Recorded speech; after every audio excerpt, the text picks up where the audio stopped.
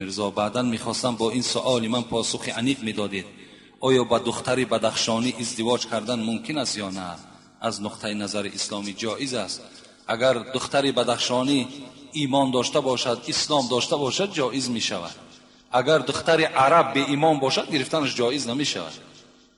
یعنی همه وقت اسلام شرط است. اگر مسلمان باشد، نه بس وای دختری روس است، وای دختری بدخشانی است، وای دختری کسی نباشد، جایز است. اگر دختری تاجیک ایمانی بر خدا نداشته باشد، وای گرفتنش جایز نیست. در اسلام ملت شرط نیست، نسب شرط نیست. ان اکرمکم عند الله اتقاکم، بزرگترین شما پروردگار میگوید در نزد من نفری هست که از خدا میترسد، نابسته در کدام ملت نباشد. همه ملت برای ما و شما حلال و درست است، با شرطی که از خدا میترسیدگی باشد، ایمانی بر خدا و ایمانی به رسالت پیغمبر داشته باشد. صحیح است، نکاش باکی نداره، با ملت کاری نداره. رخانه شفافرما داروهای طبیعی را به شما پیشنهاد میکند. سامیون وان برای شخصانی که خراب هستند و میخواهند وزن گیرند. ام پلوس اپیمدیوم برای باقوت شدن، خوب کردن گردش خون، برای طولانی کردن همخوابگی. ماس پیگمنتو برای کسلی های پسریاز و سفید شوی پوست. بیندوکس برای ریزانیدن کرم های معده و روده. مینوکسیدیل برای برآوردن ریش و موی سر. کرم فرانک برای دراز نمودن مهلت همخوابگی. ماسلا خیلبی برای ریزانیدن سنگ های گرده و تبابت آن. فات زورب برای کم کردن وزن زیادتی. السلام علیکم دوستان عزیز. آیا شما برای گذشتن از سرحد دشواری میکشید؟ مهلت حجت‌هایتان به آخر رسیده است. پس من برای شما خدمت رسانی شرکت نور محمد را پیشنهاد میکنم. با ماشین‌های نو و زمانوی، با باوری و اعتماد کامل، توسط رانندگان مرد و زن، شما را از منزل استقامتیتان تا خط سرحد برده برای عبور مرز مساعدت می نمایند. یادآور می شویم که اگر شما از نام شبکه حاجی میرزا مراجعت نمایید، برایتان تخفیف ارائه کرده می شود. رقم ها برای تماس: جمع 7 926 319 59 61. از سخنهای شما بسیار تغییرات در جوان پسرها و جوان دخترها وجود دارد و حتی معامله مردم، طرز معرکه ها دیگرگون شده است. من یک سوال دارم، آیا شهتاز حرام است یا حلال؟ این ما یک بار گفته بودیم، شهتاز حرام است. کسی که مثال در طلب کردن شهتاز حرکت دارد، یعنی بین اینم یک عرف، یک جاهلیت، یک خرافات است. وقتی یک شه و محله ما و شما میآید برای گرفتن عروسش، پیش راه او را چندین جوانها پیش راهش میگیرند و از او چیکار میکنن؟ پول طلب میکنن. ببینید، پول طلب میکنن، طلب کرده ایستادن. وقتی تو طلب میکنی کل المسلم علی المسلم حرام عرض و ماله، هر یک مسلمان بر مسلمان حرام است میگوید پیغمبر. چیش؟ آبرویش، مالش و دمه و خونش. مال مسلمان بر مسلمان حرام است وقتی اگر طلبش میکنه. و طلب کرده ایستاده است، اینمی قدر پول بر من نمیدهی، مثال ما پیش راه تر کشاده نمیکنی.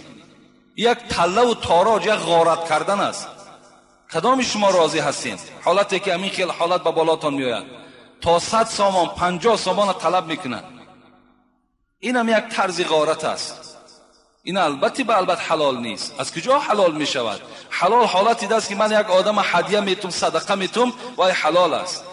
وقتی تو از کیسه وای مجبور از دستش پولی را زده میگیری، اوی حلال میشه. یا مثل که شهجت می آید در ما و شما، شهجت است. و چی خاطر؟ یعنی به خاطر که یعنی شما در ساعت مثال 1 یا 2 شهر خانه ماده حاضر کنید. یک کس از طرف عروس اکو شهجت می آید، باید سر پاک کنید. تو این یک طریق تله و تاراج است. یا مثال از بالای همون ماشین ها کرپا فرار گفته و تخت زن و بلا و بتر میگن، همه اینا یک طریق غارت هستند. اینا هیچ کدامش از اسلام ما و شما نیستن. در این پولهایی که شما میدین در هیچ کدام اینا شما ثواب نمیگیرین. از پشت این شهرتاز چندین جنگ ها برپاشیدگی است، چندین جنگ ها. این دشنام کردنش حساب ندارد. در این مسئولن، همون پیشواهای محله مسئولن که همین معرکه ها را باید که وقتی که همون مهمان ها از دیگر محله می آیند باید پیش راه اونها کشاده باشند. اینا در مسئولیت دارند. برادرای عزیزی که قرآن خوندن نمیتونید با زبان عربی، اینا با ترجمه تاجیکی و همچنین با حرفای کریلیکی طرز خوندن قرآن. اینا بسم الله الرحمن الرحیم، به نام خداوند بخشنده و مهربان. هم زبان عربی قدی نویسه، هم با زبان کریلیکی طرز خوندنش، هم ترجمهش هست. انا اعطیناک الکوثر فصل لربک وانحر. اینا یکم آیت به درستی که ما تو را کوثر عطا کردیم. یکم آیت نیم انا اعطیناک الکوثر. هر یک آیتی که میخونه ترجمهش هست، هم با زبان عربی نویسه، هم با زبان کریلیکی نویسه، هم ترجمهش با زبان تاجیکی است. السلام علیکم و رحمت الله و برکاته. که اگر کسی که در حالتی همون گروین کشیدن از دنیا میگذرد و جنازه نمیکنن، همون ملاش برای من گفت اون بی نهایت فتوای بهترین برآورده. کاش که این فتوا هم در همینجا عمل کنه. آخه اونا جنازه چی دارن؟ اصلش اگر گیری، آخه انسان یک حلال مردن دارد، یک پاکیزه مردن دارد. آخه وقتی در حالت گیرین کشیدن از دنیا میگذری، در حالت زنا از دنیا میگذری، در حالت عرق نوشی از دنیا میگذری، آخه ایمان در وجود تو دیگر وجود ندارد. آخه نیست. اگر تمام مولوی های دنیا که آمده تر جنازه کنن، خداوند بالای تو البته به البته عذابش جاری میکنه برای نافرمانی کردنت. داملای عزیز، من در دانشکده عالی میخوانم، در ساعت نماز جمعه امتحان باشه چیکار کنم؟ در حالت حتی ما برای همه شما جوانها گفتیم که حتی شما در مکتبهایی که میخوانید روز جمعه، شما برای نماز جمعه مکتبها را ترک نکنید. شما درس هاتون خوانین، پر کنین. آمده در خانه خلیفه جمعه که پیشین است، شما پیشین هاتون خوانین. این البته به البته بهتر و خوبتر است. اگر امتحان باشد این باز با طریق اولا عذر هست در شما. امتحان هاتون سپارین و آمده پیشین هاتون در خانه خوانین. یکی ما این قدر مثال در باب مکتب، در باب مثال تبلیغ جوانها به سوی مکتب حرکت ها داریم. باید معلم ها هم برابر ما در همون دخترها و جوان پسرها باید که با دقت باشند. این سخنهای من ترس از معلم ها نیست که من میترسیده باشم از معلم ها، برای که در پیش معلم ها خوب شم و همین سخنها را من مثال از پیش خود میگفته باشم. این سببش ترس نیست، بلکه این یک احترام همین جامعه هست، احترام همین جمهوری است، احترام جوان ها هست، یک پیشرفت در همین جمهوری ما و شما میشیدگی است. چگونه ای که از رئیس جمهور برآمدهاش بهترین برآمدها را کردن، چه نسبت معارف و چه نسبت تعلیم ها. باید معلم ها وقتی هم دخترها را که میبینن در حالت خیلی ناخوب، همونها را باید که تعلیم کنن، گوین خواهر با این لباسی که تو آمدی ممکن نیست لباس. باید اونها هم معلم ها الحمدلله مسلمان هم که آخر اونها هم باید جوان ها را تربیه کنن. اونها باید هیچگاه مثال برای زید مسجد و یا برای نماز خواندن اونها را تبلیغ نکنن، مثال زید مسجد و زید نماز تبلیغ نکنن. این حالت ان شاء الله جوان های ما و شما خیلی پیشرفت پیدا میکنن.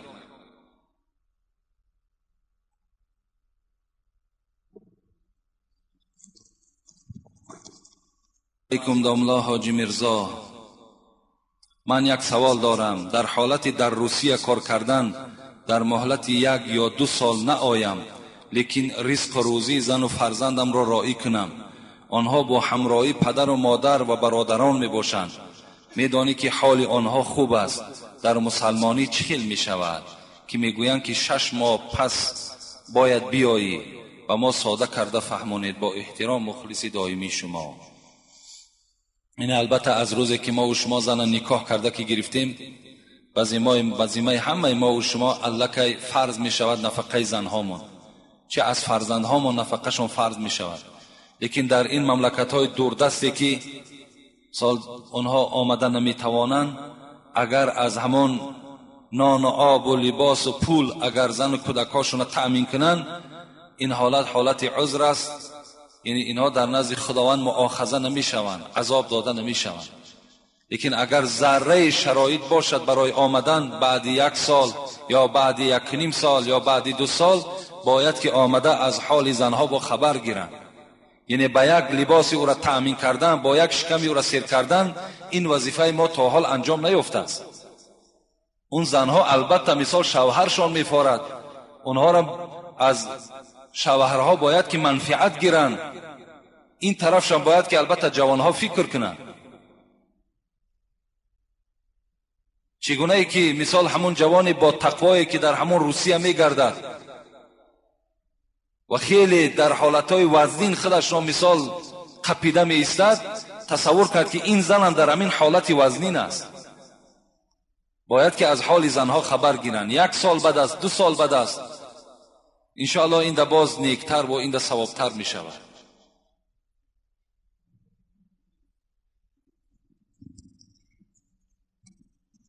السلام علیکم داملای عزیز حاجی میرزا، من یکی از مخلصان دائمی شما می باشم و به دعا و مصلحت شما احتیاج دارم. پسرم را 2 ماه پیش خانه‌دار کردم و تا حال با زنش خانه‌داری کردن نمی تواند. میگویم بستگی هست. از شما یک دعا و از قوم آمین. انشاءالله امیدی شفا از خدای متعال دارم. با احترام مخلصی شما. یعنی این بهترین صورت همین است که همون برادرایی که دعاخوان هستند، دعاهای از سوره های قرآن میخوانند، این گونه جوانها را باید که اونها خوانند. یعنی دعوت کنین پیش ما بیایید، ما شما را توصیه میدهیم. اینها را رفته خواندن در کار. این جین است. انشاءالله بعد خواندن و دور میشود، باز این جوان خانه‌داریش کردن میگیره. خدای مهربان این جوان از این مشکلات خلاص بگردانی و زندگی شیرین و با لذت خدای مهربان نصیب و روزیش بگردانی. آمین یا رب العالمین.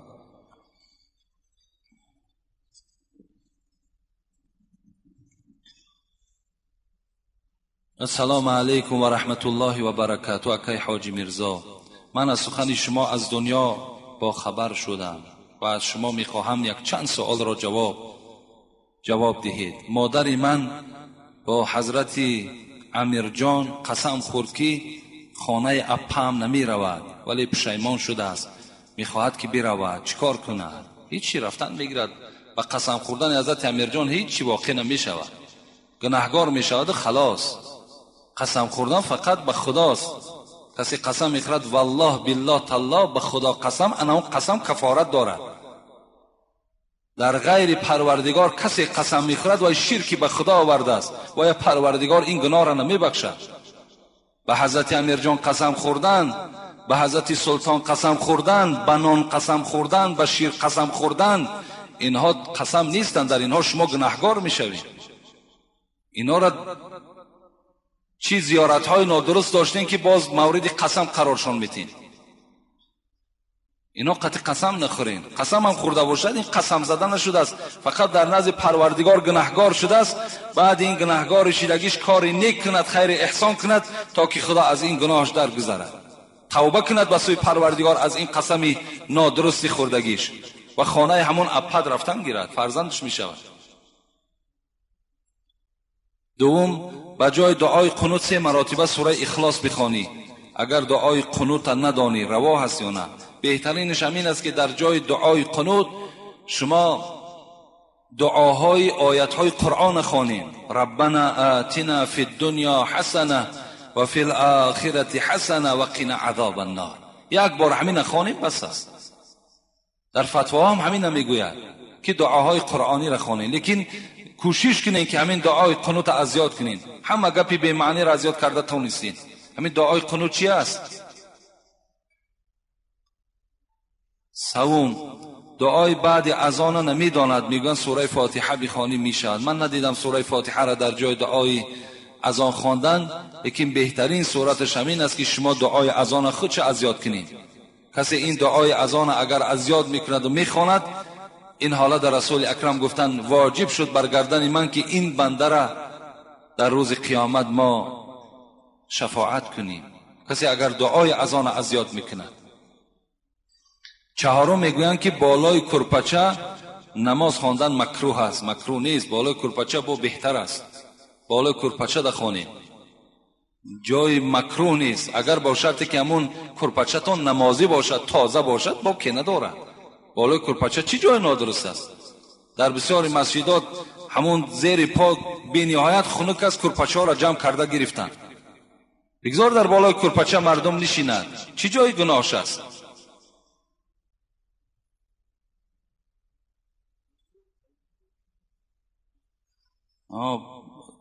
اکای حاجی میرزا از شما خواهش میکنم که در حق من دعا کنید که خداوند علم اساسی را بر من نصیب گرداند. نه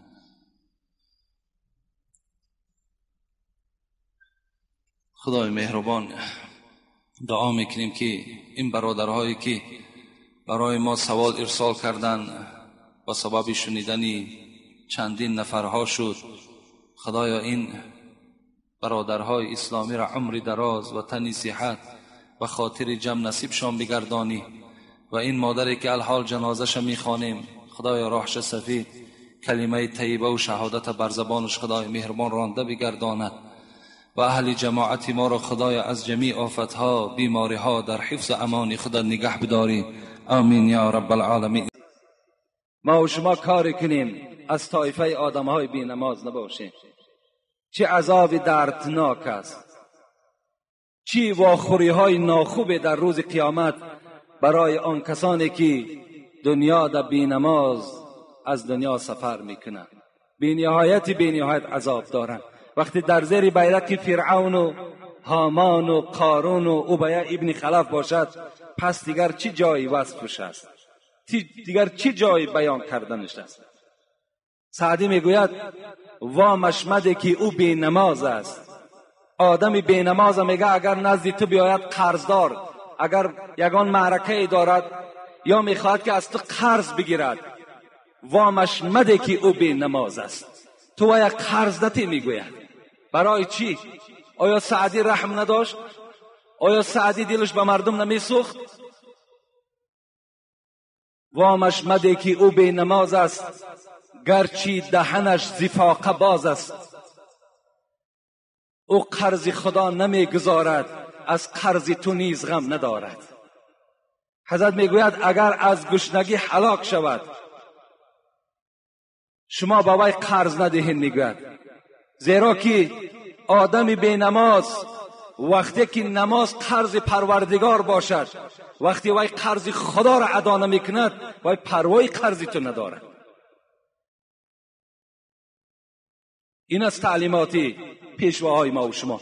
من فتوای 4 امام به شما میگویم. امام احمد حنبل نسبت به نماز چی میگوید؟ این 4 صاحب مذهب هستند. دنیای اسلام در زیر این 4 مذهب قرار دارند. یکی امام احمد حنبل است، یکی امام شافعی است، یکی امام مالک است، یکی ابو حنیفه ما و شماست. همه اونا از ما و شماست. لیکن امروز که ما و شما در زیر مذهب ابو حنیفه هستیم، از این خاطر من میگویم که ابو حنیفه ما و شماست. امام احمد حنبل میگوید کسی که بی نماز است وی کافر است. دلیلهاش انشاءالله من جمعه آینده به شما باز در باب بی نماز گپ میزنم از آیاتهای قرآن. با چه آیت امام احمد حنبل این صاحب مذهب است، میلیون ها نفر در زیر مذهبش عالم ها و مولوی ها دارد، وی بی دلیل کافر نمیگوید، میگوید کافر است. امام مالک میگوید بی نماز کافر است. امام شافعی میگوید به زمیانی که بی نماز کافر است قتلش واجب است. این امام شافعی گفتند. این کتاب است، این نه کتاب حاجی میرزاست، نه کتاب یگان مولوی یگان داملای دیگه است. این کتاب خدا و پیغمبری خداست. این قول مجتهدان ما و شماست.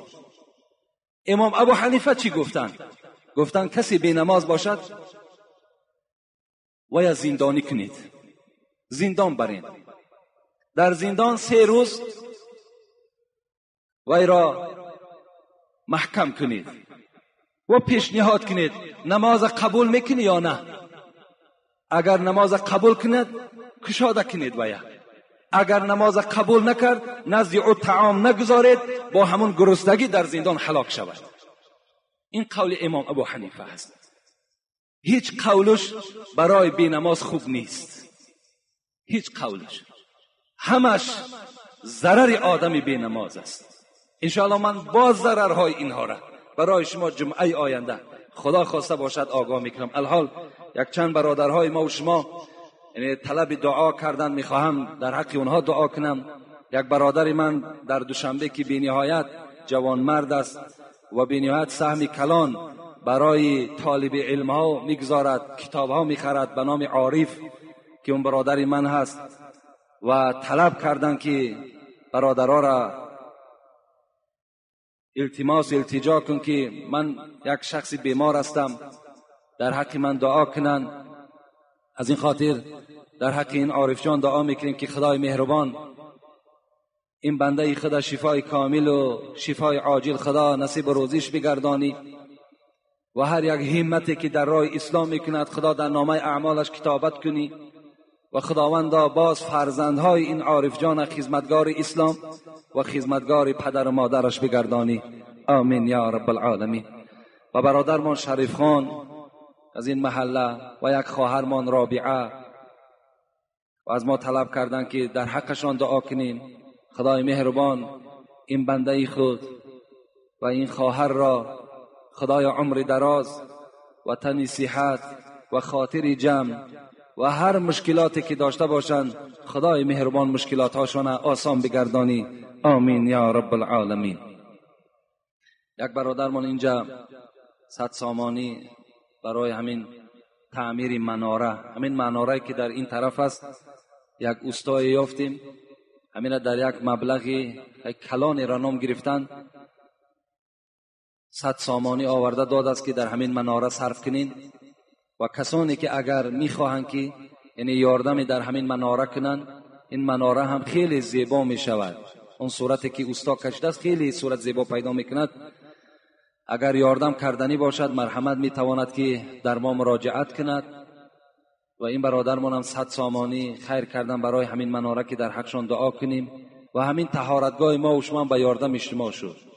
یعنی یک سومی کلان در اینجا صرف شد و الحمدلله امروز تیار است و خدمت ما و شما را میکند. اینا صدقه های جاریه هستند، یعنی صدقه های هستند که تو در قبر مردگی خوابی لیکن در نامه اعمالت ثواب این رفته ایستاده است.